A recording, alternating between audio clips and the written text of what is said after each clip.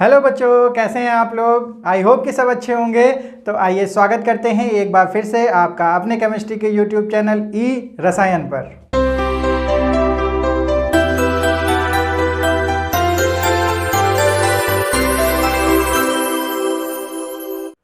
आज के सेशन में बच्चों हम लोग बात करेंगे black body radiation then Planck quantum theory की। हम लोगों ने लास्ट सेशन में बात की थी इलेक्ट्रोमैग्नेटिक स्पेक्ट्रम और उसकी लिमिटेशंस की, यानी वहाँ पर हम लोगों ने बात की थी इलेक्ट्रोमैग्नेटिक की वेव नेचर की। ब्लैक बॉडी रेडिएशन की बात करते हुए हम लोग आज देखेंगे कि किस तरीके से जो हमारी वेव थ्योरी थी, यानी इलेक्ट्रोमैग्नेटिक रेडिएशन को जो हम लोगों ने वेव नेचर बताया था, उसके कुछ लिमिटेशंस को हम लोग किसकी हेल्प से देखेंगे, ब्लैक बॉडी रेडिएशन। बच्चों शुरू करते हैं बच्चों ब्लैक बॉडी रेडिएशन। और सबसे पहले हम लोग जानते हैं कि एग्जैक्टली ब्लैक बॉडी क्या होती है। ब्लैक बॉडी, बच्चों यहाँ पर ब्लैक बॉडी से हमारा मीनिंग होता है कुछ कंडीशंस होती है, कोई बॉडी अगर फॉलो करती है तो उसको हम लोग बोलते हैं ब्लैक बॉडी। ब्लैक बॉडी का मतलब बच्चों यहाँ पर एक ऐसी बॉडी से है जो कि 100% रेडिएशन एब्जॉर्ब कर ले, यानी अगर कोई किसी बॉडी पर कोई रेडिएशन पड़ती है तो वो उसकी 100% रेडिएशन एब्जॉर्ब कर ले।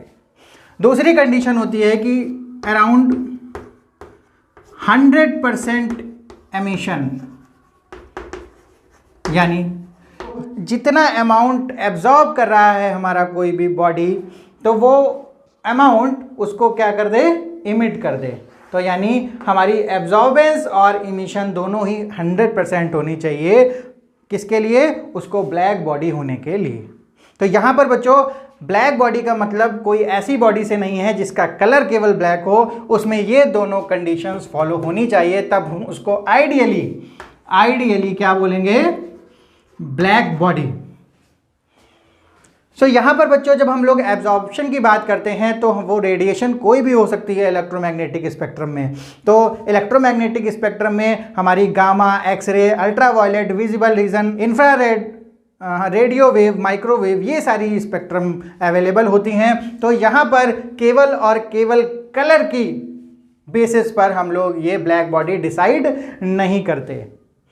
तो बच्चों इन दोनों कंडीशन को हमें फॉलो करना होता है किसी भी बॉडी को ब्लैक बॉडी बनाने के लिए। तो हम लोगों ने बच्चों देखा कि हम लोग किस तरीके से किसी भी बॉडी को ब्लैक बॉडी बोल सकते हैं। तो ब्लैक बॉडी एग्जैक्टली किस तरीके से बनाई जा सकती है। तो ब्लैक बॉडी को बनाने के लिए हम लोग एक ऐसा स्ट्रक्चर लेते हैं मेटल का, जहाँ पर कोई हम लोग इतना स्पेस रखते हैं एंट्री का कि हमारी कोई लाइट इसमें एंटर कर जाए या कोई भी रेडिएशन एंटर कर जाए। फिर उसके बाद इसके अंदर हम लोग कोई भी कैसा भी स्ट्रक्चर बना सकते हैं जिससे कि लाइट रिफ्लेक्ट होती रहे।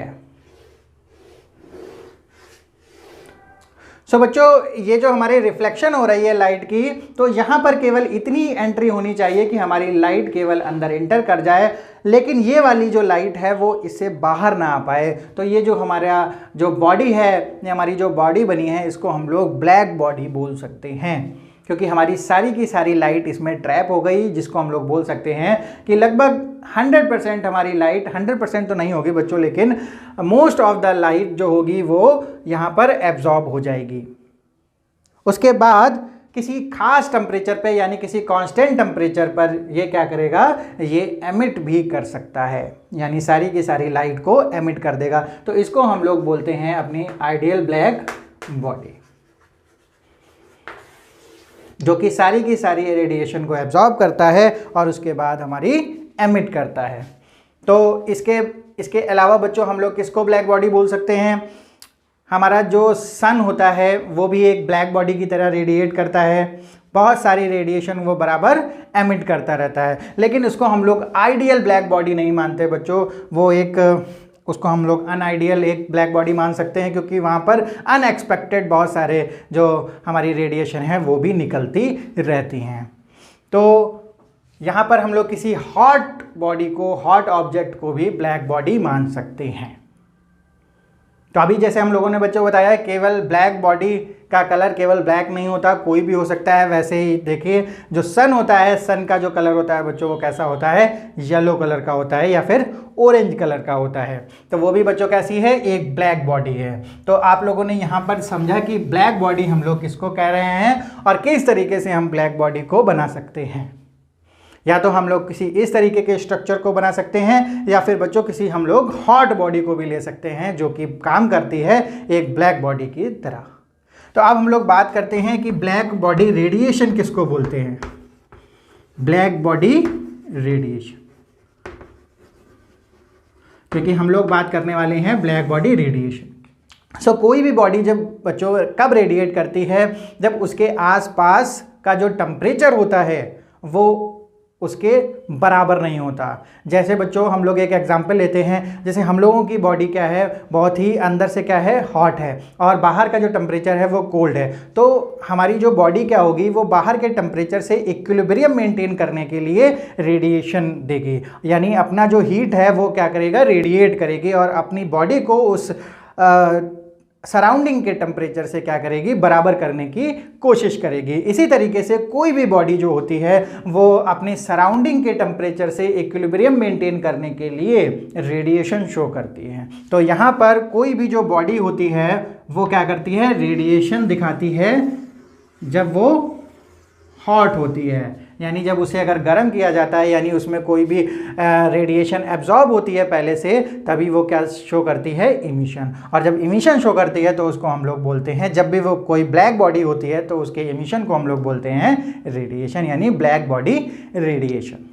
तो इसके लिए बच्चों हमारी बॉडी का जो बाहर का जो टेम्परेचर है वो एक मेंटेन होना चाहिए, कांस्टेंट होना चाहिए। अगर वो कांस्टेंट नहीं होगा, टेम्परेचर बराबर वेरी करेगा, तो हमारा जो रेडिएशन है वो भी अलग अलग तरीके से शो करेगी, यानी कांस्टेंट रेडिएशन नहीं होगी। तो किसी कांस्टेंट टेम्परेचर पे अगर कोई हॉट बॉडी है और वो इक्विलिब्रियम मेंटेन करने के लिए उस टेम्परेचर से अपने आप को एमिट करती है, रेडिएशन को एमिट करती है, जिसको हम लोग बोलते हैं ब्लैक बॉडी रेडिएशन।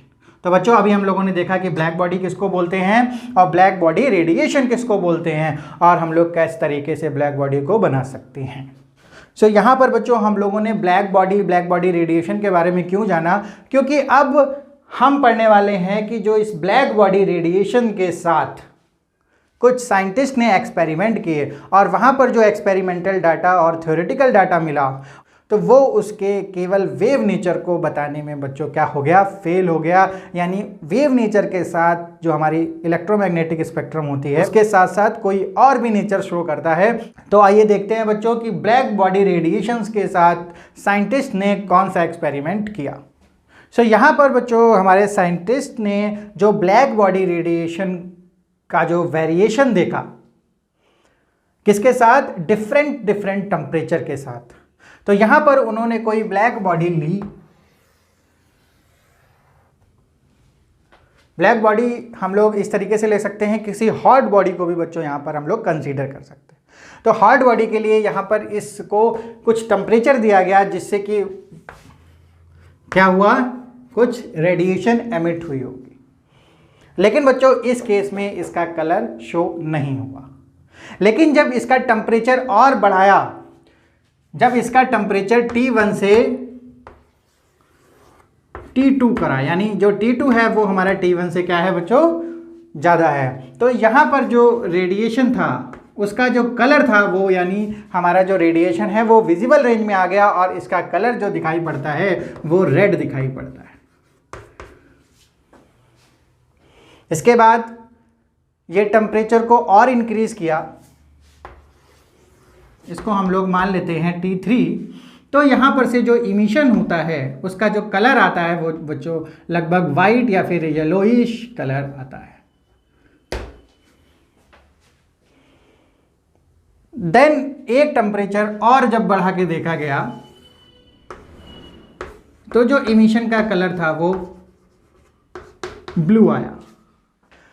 सो इस एक्सपेरिमेंट से यहाँ पर ऑब्जर्वेशन क्या मिला कि डिफरेंट टेम्परेचर पर जब हमारे टेम्परेचर को इंक्रीज़ किया गया, तो अगर हम लोग यहाँ पर देखें तो कोई कलर नहीं बच्चों, तो इससे हम लोग कोई भी ऑब्जर्वेशन अभी तक नहीं निकाल सकते हैं। लेकिन जब हम इन 3 कलर्स को देखते हैं तो इसका मतलब है रेड की जो हमारी फ्रिक्वेंसी होती है वो सबसे कम फ्रिक्वेंसी होती है, उससे ज़्यादा फ्रिक्वेंसी हमारी येलो की होती है, और देन सबसे ज़्यादा फ्रिक्वेंसी हमारी ब्लू कलर की होती है।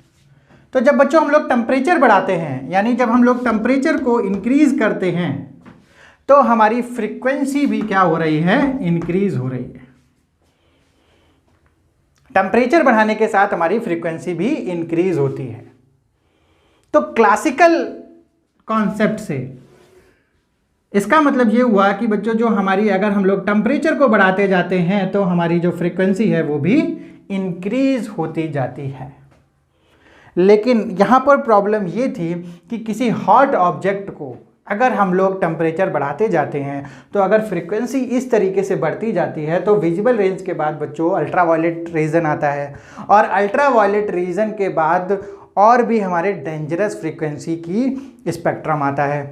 तो अगर अल्ट्रावायलेट भी बच्चों मेंटेन रही तो इसका मतलब है वो हॉट ऑब्जेक्ट जो होगा वो उसका ब्लास्ट हो सकता है बहुत ज़्यादा अल्ट्रावायलेट से, या फिर और हायर फ्रीक्वेंसी की जो हमारी रेंज होती है उसके आने से बहुत ही डेंजरस सिचुएशन आ सकती है।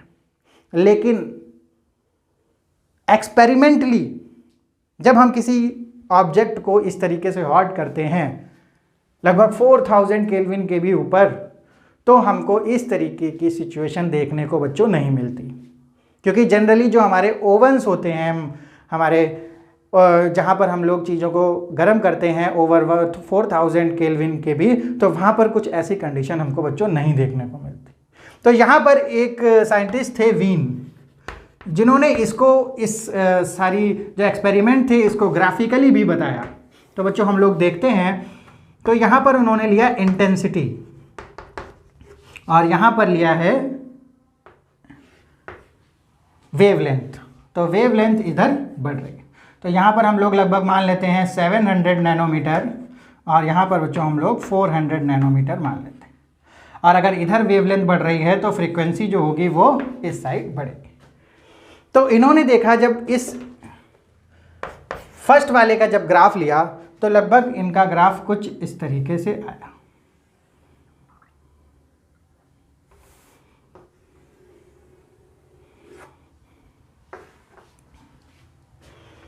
यानी जो इसकी जो पीक थी, यानी जो मैक्सिमम वेवलेंथ थी वो कहाँ पर थी, वो इस रीजन में थी, यानी जो विजिबल रेंज के बाहर थी। लेकिन जब इन्होंने इस सेकंड वाले का इन्होंने यहाँ पर ग्राफ लिया तो लगभग यहाँ पर क्या आया, इस तरीके का ग्राफ आया। फिर जब इन्होंने इसका ग्राफ लिया तो बच्चों जो हमारा ग्राफ आया वो इस तरीके से ग्राफ आता है। और देन जो हमारा T4 टेम्परेचर का था वो ग्राफ आता है इस तरीके। तो इस ग्राफ को अभी बच्चों हम लोग एक्सप्लेन करेंगे।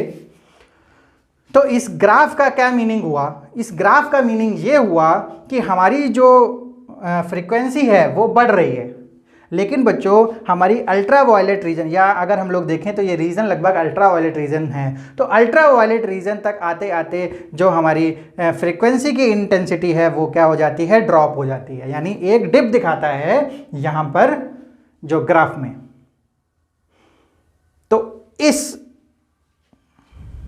तरीके का जो पैटर्न आया, और यही जो पैटर्न था वो एक्सपेरिमेंटल भी दिख रहा था, यानी जो अल्ट्रावायलेट रीजन तक आते आते हमारी जो फ्रीक्वेंसी होती हैं वो क्या हो जाती हैं, वो ड्रॉप हो जाती हैं, यानी इसके ऊपर यहाँ पर मेंटेन नहीं रहती। तो यही एग्जैक्टली होता भी था।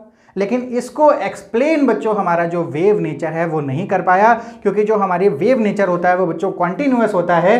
और वेव नेचर के तरीके से अगर हम लोग इस चीज़ को समझते हैं तो हमारे सामने एक ही कॉन्सेप्ट आता है, एक ही हमारे पास रिजल्ट निकल के आता है कि अगर हम लोग टेम्परेचर बढ़ाते हैं तो कॉन्टिन्यूअस तरीके से हमारी जो वेव लेंथ, वो हमारी जो फ्रीक्वेंसी है वो क्या होनी चाहिए बच्चों, वो कंटिन्यूअसली बढ़ती रहनी चाहिए। और जबकि ऐसा हमारा रियल में पॉसिबल नहीं था।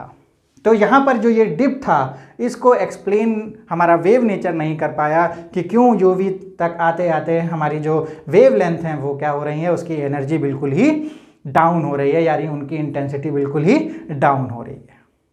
तो ये वाली प्रॉब्लम को एड्रेस नहीं कर पाए हमारी जो पुरानी थ्योरीज थी। तो उसके लिए जो हमारे साइंटिस्ट थे प्लांक, उन्होंने अपनी जो इलेक्ट्रोमैग्नेटिक का कॉन्सेप्ट दिया। उन्होंने बताया कि हमारी जो बच्चों ये इलेक्ट्रोमैग्नेटिक स्पेक्ट्रम होता है ये कंटिन्यूअस ना होके ये पैकेट्स में होता है, यानी हमारे जो इलेक्ट्रोमैग्नेटिक स्पेक्ट्रम की अलग अलग डिफरेंट फ्रिक्वेंसी की वेव्स होती हैं ये कंटिन्यूअस ना होके कैसी होती हैं, डिस्क्रीट होती हैं, यानी अलग अलग होती हैं,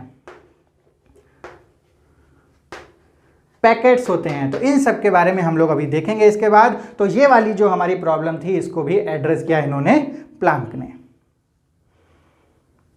सो यहाँ पर बच्चों जो हमारा ड्रॉप डाउन हो रहा था एनर्जी का, तो इसका मतलब है कि जब कोई ब्लैक बॉडी एब्जॉर्ब करती है रेडिएशन उसके बाद जो अंदर री इमिशन होता है, यानी अगर यहाँ पर कोई छोटे छोटे सॉलिड में बच्चों किस तरीके के पार्टिकल होते हैं, इस तरीके के हमारे पार्टिकल होते हैं बिल्कुल पास। तो यहाँ पर जो ये हमारे पार्टिकल में जो एनर्जी एब्जॉर्ब हुई, यानी जो स्पेक्ट्रम यहाँ पर आया और यहाँ पर एब्जॉर्प्शन हुआ, उससे क्या करते हैं ये जो पार्टिकल होते हैं वो क्या करते हैं, ऑसिलेट करते हैं। और ऑसिलेट करने पर ये डिसकंटिन्यूअस यानी डिस्क्रीट पैकेट ऑफ एनर्जी में ये क्या करते हैं, री इमिशन करते हैं, जिससे कि क्या होता है उसकी एनर्जी धीरे धीरे ड्रॉप डाउन होती है और हमारा यहाँ तक आते आते ये जो ग्राफ है ये क्या हो जाता है, ड्रॉप हो जाता है। जबकि अगर इसको हम लोग वेव नेचर कंसीडर करते तो वो बच्चों कभी भी ड्रॉप डाउन नहीं होता, वो हमेशा क्या होता, इस मैनर में हमारा जो थ्योरेटिकली ग्राफ है वो इस मैनर में बढ़ता ही जाता। ऑन इंक्रीजिंग टेम्परेचर हमारी फ्रीक्वेंसी हमेशा क्या होती है बच्चों, बढ़ती जाती। सेकंड प्रॉब्लम बच्चों यहां पर क्या एड्रेस होती है, सेकंड प्रॉब्लम ये आती है कि ये जो बच्चों हम लोग कलर देख रहे हैं रेड येलो ब्लू, तो इस ग्राफ में भी हम यहां देख पा रहे हैं कि ये जो हमारा पीक आ रही है यानी लैम्डा मैक्स, लैम्डा मैक्स का मतलब है जो मोस्ट ऑफ द वेव हैं उनकी जो हमारी वेव लेंथ है वो कितनी है, लगभग 750, यानी जो 750 होती है वो हमारी रेड कलर की वेव लेंथ होती है। इसी तरीके से ये हमारी लैम्डा मैक्स येलो कलर की वेव लेंथ पर आ रही है और ये वाली हमारी 400 पर, 400 का हमारा कलर होता है ब्लू। बच्चों अगर आप लोगों ने वेव लेंथ अलग अलग विजिबल स्पेक्ट्रम की नहीं पढ़ी है तो जो हमारा लास्ट सेशन में हम लोगों ने इलेक्ट्रोमैग्नेटिक स्पेक्ट्रम के बारे में डिटेल में इंफॉर्मेशन दी थी, वहाँ पर आप लोग जाके देख सकते हैं कि कौन से कलर की कितनी वेव लेंथ है और उसकी वहाँ पर शॉर्ट ट्रिक भी बच्चों हम लोगों ने डिस्कस की थी। तो यहाँ पर इसकी हमारी वेव लेंथ आ रही है 400, इसकी आ रही है 750 और इसकी आ रही है बीच में लगभग येलो कलर के पास। तो इसका मतलब ये है कि ऐसा कैसे पॉसिबल है कि टेम्परेचर बढ़ाने के साथ साथ कि कुछ पर्टिकुलर वेवलेंथ की जो वेव होती हैं वो हमारी ज़्यादा हैं, ठीक है, और वो बिल्कुल मैक्सिमम है, जिससे कि हमको अलग अलग कलर यहाँ पर शो हो रहा है। यानी क्या है बच्चों, अगर इस केस में देखें तो ये हमारी जो ब्लू कलर की जो वेवलेंथ वाली वेव होंगी उनकी जो इंटेंसिटी है, उनकी जो अमाउंट है वो सबसे ज़्यादा यहाँ पर है। इसलिए बच्चों इस वाले ऑब्जेक्ट का यानी जो इस T4 है इसका कलर हमको कैसा दिखता है, ब्लू कलर दिखता है, इसका हमको येलो कलर दिखता है, इसका हमको बच्चों रेड कलर दिखता है और इस वाले का कोई भी कलर नहीं दिखता क्योंकि ये विजुअल रीजन में यहाँ पर नहीं आ रहा। तो इसका मतलब है कि जो क्वेश्चन अराइज होता है वो ये होता है कि why intensity is the function of wavelength, यानी कि जो हमारी वेवलेंथ है वो किसी खास वेवलेंथ वाली जो हमारी वेव्स हैं उनकी इंटेंसिटी ज़्यादा कैसे हो सकती है अगर वो कंटिन्यूअस मैनर में हैं।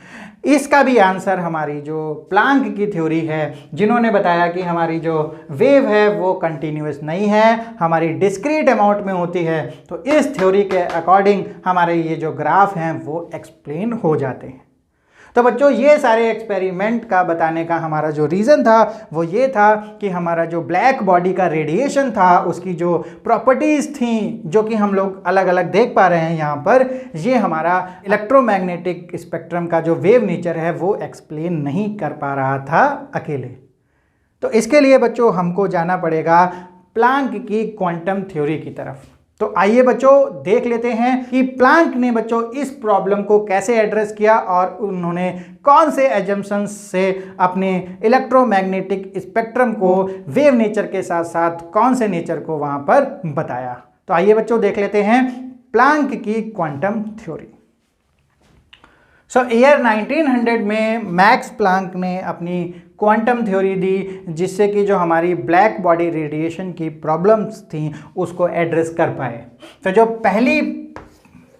जो पहला पॉइंट था हमारे थ्योरी का वो था कि अगर कोई भी ऑब्जेक्ट एब्जॉर्ब या फिर एमिट करता है कोई भी रेडिएशन तो वो कंटिन्यूअस मैनर में ना होकर कैसी होगी,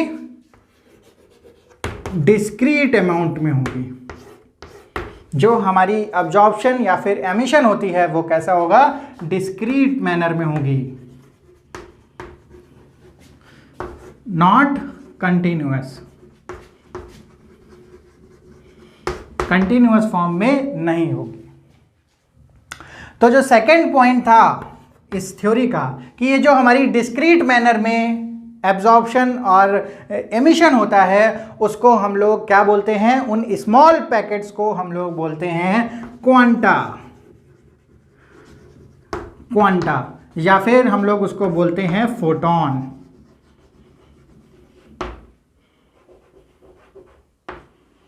तो बच्चों यहां पर क्वांटा या फिर क्वांटम का मतलब क्या होता है इसकी हम लोग चर्चा कर लेते हैं।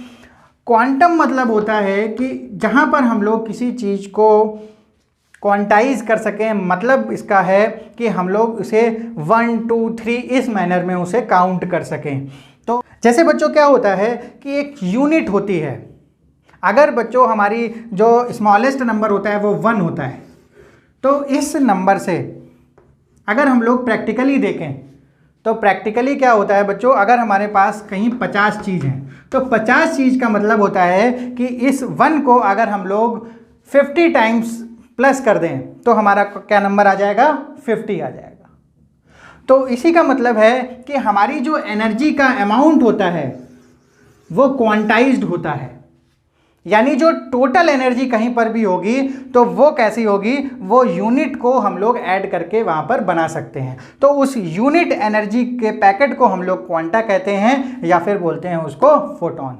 तो ये किस तरीके से काम करती है, जैसे हमारी ये किसी वेवलेंथ की फोटॉन है तो वो इस तरीके से डिस्क्रीट मैनर में मूव करता है। अभी तक हम लोग बात कर रहे थे कि ये जो हमारी वेव है ये कंटिन्यूअस होती है, लेकिन यहाँ पर हम लोग बात करेंगे कि ये जो हमारी इस तरीके से मूव करती है डिस्क्रीट मैनर में अलग अलग, और इन अलग अलग एनर्जी के पैकेट्स को हम लोग क्वांटा या फिर फोटॉन बोलते हैं। अब थर्ड पॉइंट में हम लोग बात करते हैं इन क्वांटा या फिर इन फोटॉन की एनर्जी कितनी होती है। तो ये जो हमारी एनर्जी होती है ये डिपेंड करती है बच्चों फ्रीक्वेंसी पर, यानी इसकी जो फ्रीक्वेंसी होती है वो उसके डायरेक्टली प्रोपोर्शनल होती है। और इसको जब हम कैलकुलेट किया प्लांक ने तो यहाँ पर एक प्लांक कांस्टेंट देते हैं वो अपना, जिसको बोलते हैं h। और इन पैकेट्स के क्वांटाइजेशन को बताने के लिए यहाँ पर इन्होंने मल्टीप्लाई किया n से NH न्यू, where n is equal to 1 2 3, यानी जो क्वांटाइजेशन का मतलब है कि यहाँ पर जो h न्यू के जो पैकेट्स हैं वो इन नंबरों में हो सकते हैं, यानी 1 हो सकता है, 2 हो सकता है, 3 हो सकता है, यानी क्वांटाइज्ड होगा। यानी यहाँ पर किसी इस तरीके से नंबर्स नहीं आएंगे कि 1.5 हो या 3/2 हो। हमारे जो हमेशा पैकेट्स ऑफ एनर्जी होंगे वो इसी क्वांटाइज्ड मैनर में होंगे, 1 2 3 4 5 6। तो बच्चों यहाँ पर जो h की वैल्यू है, जो h है हमारा वो क्या है, प्लांक कांस्टेंट, और इसकी वैल्यू जो होती है 6.626 इंटू 10⁻⁻34 जूल सेकेंड।